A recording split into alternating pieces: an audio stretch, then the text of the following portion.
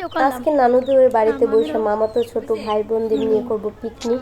তাই নানুদের এই যে মামিদের ঘরে চলে আসছি চাল ডাল পেঁয়াজ এগুলো উঠানোর জন্য।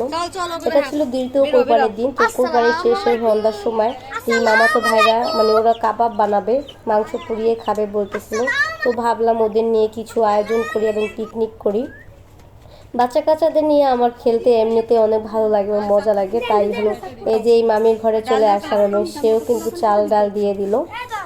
তো তারা খুবই আধুনিক, ঠিক আছে। আমরা কিন্তু আগে লুকাই লুকাইয়া হলো চাল নিতাম ডাল নিতাম এরকম করে আমরা পিকনিক করতাম, কিন্তু তারা তাদের বাচ্চা চেয়েছে বলে তারা কিন্তু খুবই আধুনিক দিয়ে দিচ্ছিল। তো এখানে কিন্তু প্রায় সন্ধ্যা হয়ে গেছে, তো প্রায় দেখেন অন্ধকার হয়ে গেছে। তো আমরা এই যে এখানে হলো চুলা বসিয়ে দিয়েছি ইট দিয়ে।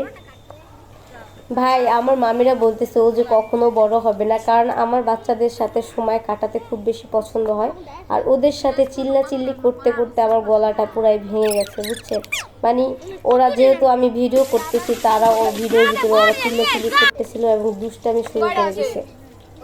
তো আজকে আমরা এই পিকনিকটা করতেছি যেহেতু কোরবানি দ্বিতীয় কোরবানিতে সময় পিকনিকটা, তাই সবার ঘর থেকে গরুর গোশ এনেছি এবং গরুর গোশ দিয়ে আজকে হলো আমরা খিচুড়ি রান্না করব। আমার মতো এই পাগলামিগুলা কে কে করেন অবশ্যই কিন্তু কমেন্ট করবেন, যে বাচ্চাদের সাথে সময় কাটাতে খুব বেশি ভালো লাগে।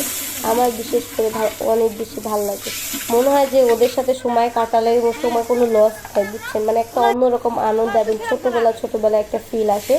তো এই জিনিস থেকে আমি কখনো বঞ্চিত হই না, কারণ সবসময় যখনই বাড়িতে যাব তখনই এরকম একটা আয়োজন করবই ওদের সাথে।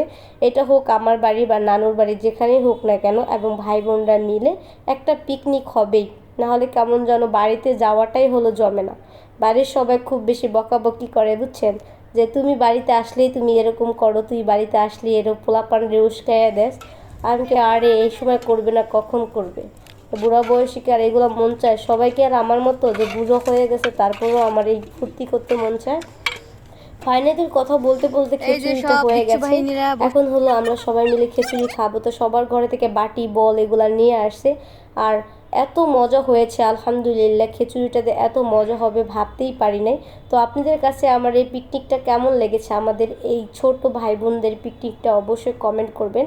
আর কারা কারা আছেন আমাদের মতো, এই যে আমার মতো যে মন চাইলে এই পোলাপান নিয়ে এই পিকনিক করতে বসে যান এবং সব ফ্যামিলির কাছ থেকে বকাও খান, তার জন্য কিন্তু বকা আমি এক কান্দা ঢুকাই আর এক কান্দা হলো বের করে দিই, তাতে আমার কোনো যায় আসে না। আমার কাছে হলো সবাইকে নিয়ে আনন্দ এবং মজা করব সেটাই।